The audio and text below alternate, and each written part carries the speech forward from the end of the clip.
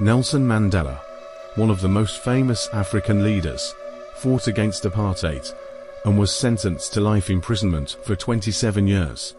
After his release, he was elected President of South Africa. Many expected him to seek revenge on those responsible for apartheid and his imprisonment, but he did not. Instead, Mandela, who had studied the works of Marcus Aurelius and embraced Stoicism, urged his people to relax and rebuild, stressing that the past was beyond their control, and they should focus on building a better future. This embodies the way of the Stoic. In modern medicine, Stoicism underpins procedures like rational emotive behavioral therapy (EBT) and logotherapy. Our EBT helps patients identify and challenge negative thought patterns that cause emotional and behavioral issues, replacing them with healthier beliefs. Logotherapy is based on the Stoic principle that humans are driven by purpose. Even in the darkest situations, finding a purpose can bring meaning and happiness to life. This process, like all others, requires effort. We need to rewire our thinking, out with the old, in with the new. To fix our problems with happiness, we must practice self-worth. By focusing our definition of value on what we can control, we can stop fixating on what we cannot control and lead a happier, more fulfilling life. Stoicism helps us navigate through past and present storms into calmer waters. And if our ship sinks and we all drown, we can take peace in knowing we lived a good life, albeit not as long as we had hoped. In today's world, where advertisements constantly bombard us, making us believe that we need the next best thing, look a certain way, or make a certain amount of money to be happy, this message is more important than ever. We enter the world not knowing much of anything. We grow up learning things at home, in school, and by observing the world. Often, these sources of knowledge teach us in different ways. The question is, do we need to internalize all this knowledge? If we do, we might unknowingly set unrealistic expectations for our lives, leaving us disappointed and unsatisfied. That's no way to live. We should focus on improving ourselves for ourselves.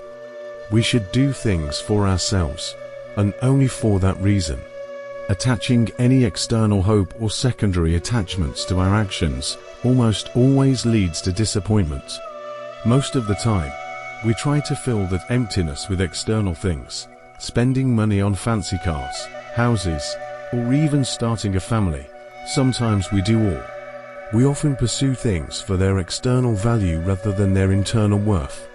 Stoicism, however, teaches us that when we approach life this way, we place our happiness in the hands of external forces, forces that can always fail. Cars eventually break down. Natural disasters can destroy cities, and divorce rates continue to rise each year. Even the free things in life come with a cost, both in terms of physical and mental space.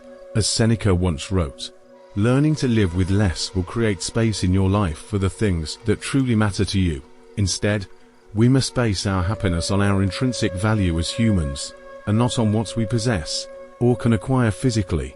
We must strive to keep a cool head, regardless of what life throws our way, because at the end of the day, we don't control the majority of what happens to us, but we do control how we react. This is the dichotomy of control, the most crucial principle in Stoic philosophy. In the words of Epictetus, the chief task in life is simply this, to identify and separate matters, so that I can say clearly to myself, which are externals not under my control, and which have to do with the choices I actually control. Stoics teach us to differentiate between what we can and cannot control, and to derive our value from things we can control. Striving towards goals is commendable, but breaking down when things don't go our way is, from a Stoic perspective, futile. Creating YouTube videos is certainly less challenging than being a Roman emperor, but it still poses its own difficulties. First, you must generate an idea, which can be time-consuming. Then you research that idea. Sometimes discard it, because it's not good enough. Start over. Script the video. Create the video. Edit it. Make the thumbnail and title. and handle everything else before hitting upload. Everything up to the point where you click upload is within your control. However, once you hit the upload button, the power shifts to the YouTube algorithm. Many people judge the success of their YouTube channel or Instagram accounts based on metrics like views and subscribers or followers numbers that are mostly beyond your control. Stoics, on the other hand, teach that you should judge the success of your work based on the effort you put in, not the outcome of your external hopes. Trust the process. Living with less means freeing yourself from the societal handcuffs that you've essentially placed on yourself. Consider a person who has been diligently working at their job for the past 6 months. He feels he deserves a promotion and approaches his boss with his performance reports. The boss, for whatever reason, doesn't grant the promotion. The employee goes home feeling he must be terrible at his job, without considering that the boss might have been having a bad day. Someone else might have been more qualified, or the company might be financially constrained. He's upset, but he doesn't know the real reason. If he had placed his value on the quality of his performance report and continued doing his best to earn the promotion he desired, he would have been much happier overall. With the right perspective, his goal wouldn't have been diminished, just postponed. This reframing of mindset is crucial. A true Stoic does not measure success by financial gain, but is comforted by the ability to live comfortably without all the things money can buy. Stoicism is built on 4 main virtues: wisdom, courage, temperance, and justice. Wisdom involves distinguishing between what is internal and what is external, and the ability to choose our response to events. As Viktor Frankl said, between stimulus and response, there is a space. In that space is our power to choose our response.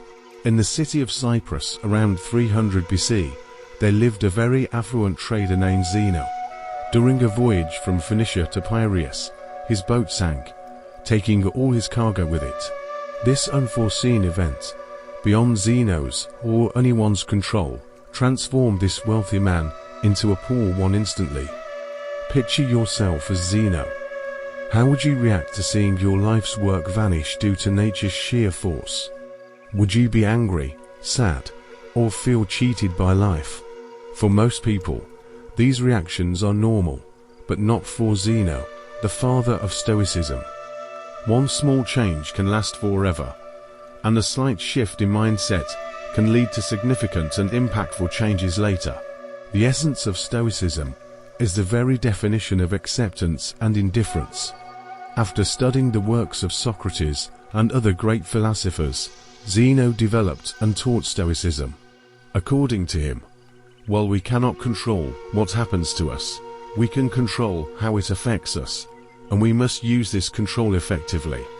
Instead of lamenting over lost goods, Zeno focused on maintaining his composure, staying calm and neutral despite his situation. Today, people often see Stoics as individuals who are unbreakable, who don't often experience emotional extremes like fits of rage or bouts of anxiety. However, the original idea behind Stoicism was much more than that. It was not just a way to describe unemotional people. It was a way to view, describe, and understand the world. It was a lifestyle, and this way of life has endured for centuries. Stoic philosophy can be applied to situations today, just as it was thousands of years ago, and its benefits are equally impactful. Stoicism helps us process negative emotions from negative experiences and turn them into thoughts that provide us with a unique perspective of the world. Perspective is everything, and everyone in the world has different experiences and thus different viewpoints. Since the Stoics gathered, discussed, and taught philosophy in public spaces, their general philosophy became widely known. They believed that Stoic principles could greatly benefit anyone and everyone, so it made no sense to confine this knowledge within the walls of a school or palace courtyards. Consequently, everyone from slaves to emperors could learn and become Stoics, and many did. Some of the world's most notable Stoics include Epictetus, whose name translates to acquired, as he was once a slave, Seneca, a well-renowned statesman, and Marcus Aurelius, a Roman emperor, and one of the most powerful men in history. The early Stoics practiced what they preached, avoiding all forms of segregation and leading the fight against inequality. They even coined the word cosmopolitan, which literally means citizen of the world. When we hear cosmopolitan today, we think of cities like New York, Toronto, Dubai, and London because of their diversity. This unity and togetherness are what the Stoics advocated. At the time Stoicism was founded, women weren't allowed to pursue philosophy, but the Stoics disagreed with this entirely. Musonius Rufus, Epictetus' teacher, once said, "It is not men alone who possess eagerness and a natural inclination towards virtue, but women also. Women are pleased no less than men by noble and just deeds, and reject the opposite of such actions. Since that is so, why is it appropriate for men to seek out and examine how they might live well, that is, to practice philosophy, but not women?" Even when it wasn't popular, women were allowed to freely learn about Stoicism and become Stoics themselves. So why do so many people adopt Stoicism as a way of life? In a world full of unexpected events, our emotions can often get in the way. In reality, we don't get sad because bad things happen to us. We get sad because unexpected bad things happen to us. Rain, for example, is beneficial as it waters our plants, provides water for livestock, and keeps the temperature cool and humid. But when that dark cloud catches you outside without an umbrella, it's never a good experience. So why don't we cry when it starts to rain? It's because, although the situation is unpleasant, we've learned to expect rain. It's unavoidable, and although it's inconvenient, the rain passes and light returns. Stoicism teaches us that we should expect that everything bad that can happen will happen. Imagine the worst outcome, and be content knowing it could happen. One Stoic exercise, known as voluntary discomfort, aims to increase feelings of gratitude. Sleep on your kitchen floor, take cold showers when you normally take hot ones, eat only potatoes for a few days.